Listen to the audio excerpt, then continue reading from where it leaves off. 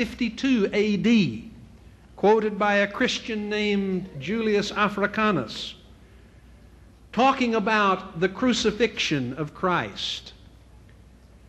You find in a Syriac manuscript dated from 73 A.D. in the British Museum, the question raised, what did the Jews gain by executing their wise king? You find rabbinic traditions in the Talmud, tractates of the Sanhedrin, saying Jesus was hanged on Passover Eve. What does all of this mean? Well, now, one possible explanation is that either these things happened or these people were deceived.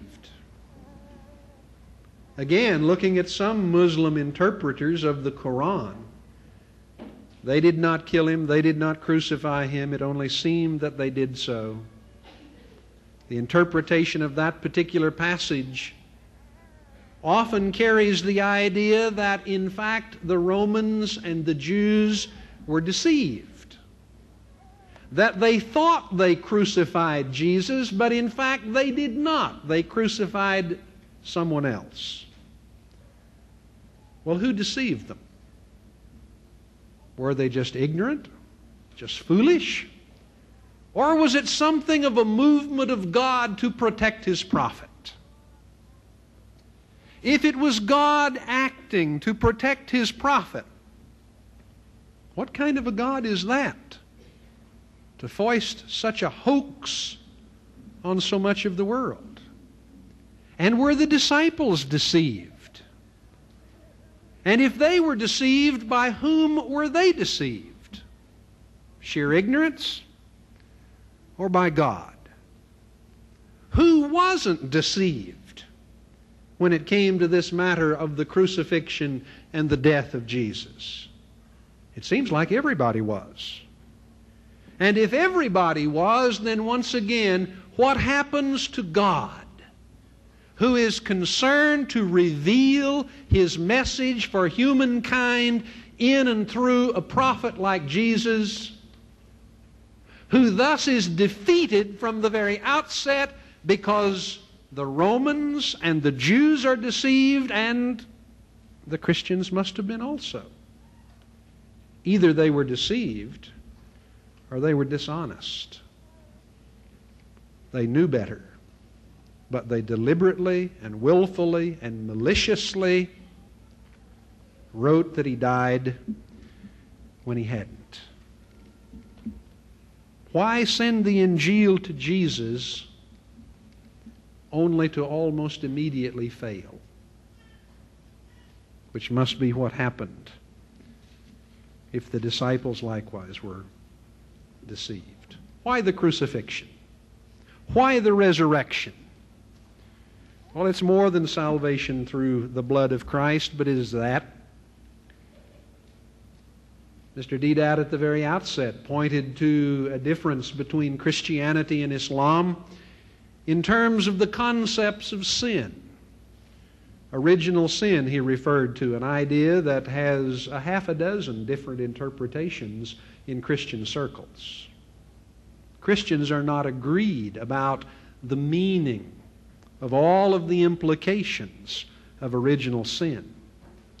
But Christians are agreed in their understanding that what the Bible is saying, the Holy Book is saying, is that human beings are sinful, and that sinfulness involves more than simply a mistake. That there is something fundamentally wrong with humankind as the consequence of the choice that people made in rebellion against God that brought a serious consequence with it, so that people are bent out of shape. The evidence? I think Scripture and human experience. I mean, how many of you, if you would be honest, in the depths of your heart, in the quiet of your night when you're alone,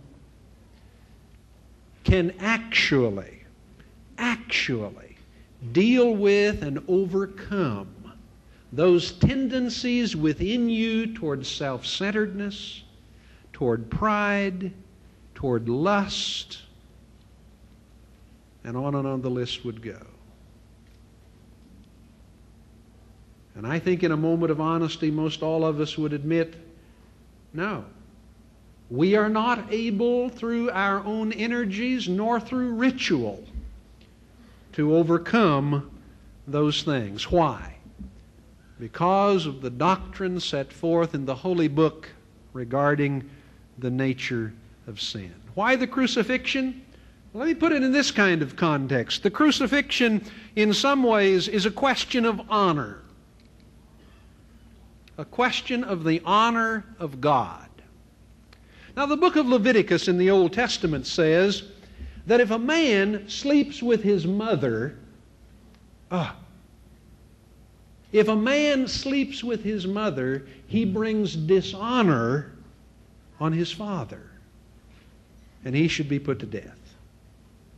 If a man sleeps with his sister, he brings dishonor on his family, and he should be put to death. And on the provisions of the code of law go, raising the question of honor. You know about honor. You know about honor. Dishonor cuts one off. And so in the book of 1 Samuel in the Old Testament, we are told that Eli's sons have brought dishonor on their father, and they will be cut off. And within one chapter, they are dead and gone. We read of Belshazzar, a heathen king, in the book of Daniel. And God says to him, because you have dishonored God, your days will be terminated. Your kingdom is over. You see, not only is it possible for us to dishonor our families, but it is possible for us to dishonor God. And so God, in several places in the Old Testament, says, you have dishonored me.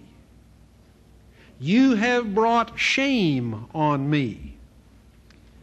And in the New Testament, Jesus, quoting from the prophet Isaiah, speaking of the Jewish people of his day, says, these people honor me with their lips only, but their heart is far from me. You see, it is possible to honor God with one's lips, and yet at the same time dishonor God. How does one deal with dishonor when it comes to pass? May I suggest to you it's not through ritual. You who are Muslims, think of your home countries. Think of the views that many people in your societies have. A daughter, a sister, slips out of the house unaccompanied and meets a young man on the street corner. And they talk, or walk, or hold hands, or touch, or have sex. A disgrace. And so the girl comes home having been discovered, and she says, Father, brother, family, I'm sorry. And they say, that's all right. Forget it. You know better than that. You know that you do not remove dishonor brought on the family of a serious nature by someone merely saying, oh, I'm sorry, and someone else saying, forget it. What about the honor of God? When the honor of God has been offended, when you and I have brought shame on the very God who made us, what is to be done? Do you mean that we stand